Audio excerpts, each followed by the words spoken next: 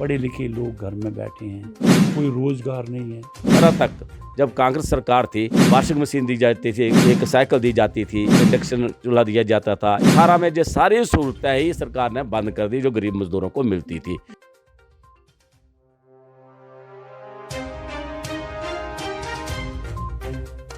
तो आज हमारे साथ जगदीश सिपैया जी और सीताराम सैनी मौजूद हैं।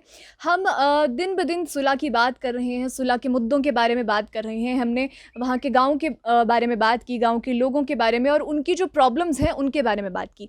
लेकिन आज हमें जगदीश सिपैया जी और सीताराम सैनी जी बताएंगे सुलह के बारे में कि सुलह के लोगों को क्या दिक्कतें आती हैं। अगर कोई भी मुद्दा है, हम जैसे बात कर रहे थे एम्प्लॉयमेंट के बारे में, या पेपर पीछे लीक हो गए, या कोई भी भ्रष्टाचार हो रहा है, या कर्मचारी को अपना हक नहीं मिल रहा है, तो उसके बारे में।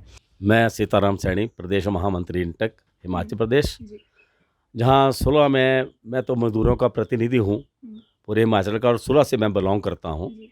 हमारे यहाँ सबसे बड़ी प्रॉब्लम जो है कि जो मनरेगा का लोगों को काम दिया जा रहा है, जो सरकार ने, कांग्रेस सरकार ने काम चलाया था, तो 2014 तक तो सरकार ने ये कहा था कि 100 दिन मिलना चाहिए। 2014 के 100 दिन मिलता रहा जो सरकार ने, कांग्रेस सरकार ने कहा था। परंतु 14 के बाद ऐसे हालात आ गए कि किसी को 20 दिन है, किसी को 30 दिन है, किसी को 40 दिन है, वो मिल रहे हैं। और सरकार द्वारा ये निर्धारित है कि जितने 90 दिन हो जाएंगे उनका पंजीकृत जो है कामगार कल्याण बोर्ड में किया जाएगा। परंतु हमें सबसे ज़्यादा दिक्कत है कि 90 दिन होने नहीं दिए जा रहे हैं। जहाँ ऐसी प्रॉब्लम है कि 90 दिन जो है वो बिल्कुल नहीं होने दिए जा रहे हैं। राजनीति यहाँ बरती जा रही है, क्योंकि जहाँ के जो परमार जी हैं वो हमेशा ये चाहते हैं गरीबों को, क्योंकि जो गरीब हैं हमारे, वो कांग्रेस और इंटक के साथ जुड़े हुए हैं और उनके आंख वहीं रहते हैं कैसे न कैसे इनके दिन ना लगें, जिससे इनके ये सहूलतें ना दी जाएँ। और सबसे बड़ी बात यह है कि जब 16-17 तक जब कांग्रेस सरकार थी तो कई चीज़ें, जैसे एक वॉशिंग मशीन दी जाती थी एक वर्कर को, एक साइकिल दी जाती थी, एक इंडक्शन चूल्हा दिया जाता था, एक सोलर लैंप दिया जाता था। ये बहुत बड़ी सहूलतें थी। परंतु जब ये सरकार 17 में लास्ट में आई और 18 में ये सारी सहूलतें ही सरकार ने बंद कर दी जो गरीब मजदूरों को मिलती थी। बोर्ड का जो मेंबर बन जाता है उसका 3 साल का पीरियड होता है। 3 साल के जो है उसमें 3 साल के जो है वो किसी को नहीं निकाला नहीं जा सकता। 3 साल के बाद ही निकाला जाता है। परंतु बड़े विडंबना की बात है कि एक व्यक्ति के लिए जो है वो शिमला में इसने शिकायत की कि इस बंदे को जल्दी से जल्दी निकाल दिया जाए, क्योंकि मजदूरों का वो प्रतिनिधि भी है। तो हिमाचल प्रदेश के मंत्रिमंडल की बैठक स्पेशल की गई, अभी की बात है, 1 हफ्ता नहीं हुआ, स्पेशल की गई और उससे जो पास किया गया कि जो बोर्ड के मेंबर हैं, सरकार ने ये फैसला कर लिया, जो चेयरमैन जो मेंबर है, सरकार जब चाहे जब निकाल सकती है। जब हमने और भी लोगों से बात की और जैसे इनसे भी हमने बात की कि जो लीडर है, जो एमएलए है, ये विधायक है, वो भेदभाव ज़रूर करने लग जाते हैं। जब एक लीडर है तो वो बीजेपी, कांग्रेस या कोई भी पार्टी है वो नहीं देखनी चाहिए, बल्कि जनता के लिए काम करना चाहिए। लेकिन यहाँ पे भेदभाव उस तरीके से बहुत ज़्यादा हो रहा है। जो सुविधाएं हमें मिल रही थी वो अब सुविधाएं बंद हो गई हैं, और जो स्कीम्स सरकार बोलती है ज़ोर शोर से, वो ग्राउंड लेवल पे वो चीज़ें नहीं हो रही हैं। हमारे साथ जगदीश जी भी मौजूद हैं, वो भी सुलह के बारे में, कुछ मुद्दों के बारे में बात करेंगे। मैं सुलह विभाग से हूँ, चंजीड़ मेरा गांव है। उसके बारे में ये कहना चाहूँगा कि यहाँ के जो इसमें हिमाचल प्रदेश में सरकार है वो पूर्ण रूप से मतभेद में जुटी है, जाति के नाम से, धर्म के नाम से और क्षेत्र के नाम से। एक निर्भया रेप कांड हुआ था दिल्ली में, पूरे हिंदुस्तान की जितनी भारतीय जनता पार्टी दिल्ली में तौबा मचा दी। आज मैं केवल हिमाचल प्रदेश की बात करना चाहता हूँ।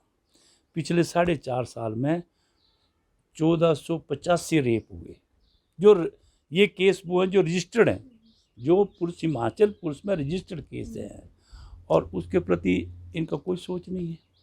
और जो सुलह के विधायक महोदय थे और उनकी धर्मपत्नी, मैं धर्मपत्नी को जोड़ना नहीं चाहता, मजबूरन बोलना पड़ रहा है, उन्होंने पूरे यहाँ पर लगभग 2-2.5 हज़ार औरतें इकट्ठी की, और औरतों को भी ऐसे बुलाते हैं बाय ऑर्डर करके, जिसमें आंगनबाड़ी की सभी औरतें, उसमें आशा वर्कर सभी, और उसमें ऐसा भाषण दिया गया कि आज करवा चौथ है, कल आप उसकी कसम खाकर बोलें कि आने वाले समय में सब हमारे परिवार के वोट परमार जी को देंगे। किस तरह की राजनीति के लेवल की बात कर रहा हूँ मैं। पर मैं ये आपके चैनल के माध्यम को कहना चाहूँगा, परमार जी बहुत हो गया, आपका जाना तय है। कांग्रेस पार्टी जिसको टिकट देगी हम सब एक मुश्त इकट्ठे हैं, हम जीतेंगे, यहाँ से आपको घर भेजेंगे, हिमाचल में कांग्रेस सरकार बनेगी और आपको घर बिठाएंगे। क्यों? आपने जितने गलत काम किए हैं वो किसी से छुपे नहीं हैं।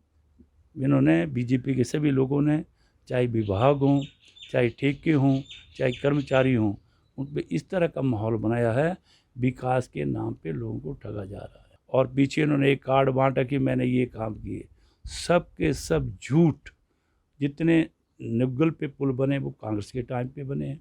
यहाँ पे थूल में नोरा में जो गवर्नमेंट डिग्री कॉलेज बने हैं वो कांग्रेस के समय के बने हैं, उनका पैसा कांग्रेस के समय एलोकेट हुआ है। एक भी काम ये लोगों को बताया जो इन्होंने सैंक्शन किया और उसका इन्होंने उद्घाटन किया। तो आपने देखा कि यहाँ पे सुलह में जो राजनीति हो रही है, चाहे वो जाति के तौर पे है, इन्होंने रेप केसेस बताए, इन्होंने करवा चौथ वाली बताई कि किस तरीके से भावनाओं के साथ खेल के वो वोट्स ले रहे हैं और चीज़ें कर रहे हैं, लेने की कोशिश कर रहे हैं। बिल्कुल 4.5 साल हो गए और सुलह में कुछ ऐसा विकास नहीं हुआ है जो पहले हमें देखने को मिलता था। बहुत बहुत शुक्रिया, आपने दुखती रग के ज़रिए हमें ये सब चीज़ें बताई और इन्होंने बिल्कुल सीधा निशाना परमार जी पे किया है कि ये चीज़ें जो 4.5 साल में लोगों की भावनाओं के साथ खेलना है या जाति धर्म और इस पे डिस्क्रिमिनेशन करना है, ना कि इकोनॉमी और एम्प्लॉयमेंट और इन सब बातों पे, मुद्दों पे बात करनी है। तो बहुत बहुत शुक्रिया आपका कि आपने दुखती रग के ज़रिए हमें ये बात आपने रखी और आम जनता की बात भी आपने रखी। बहुत बहुत धन्यवाद।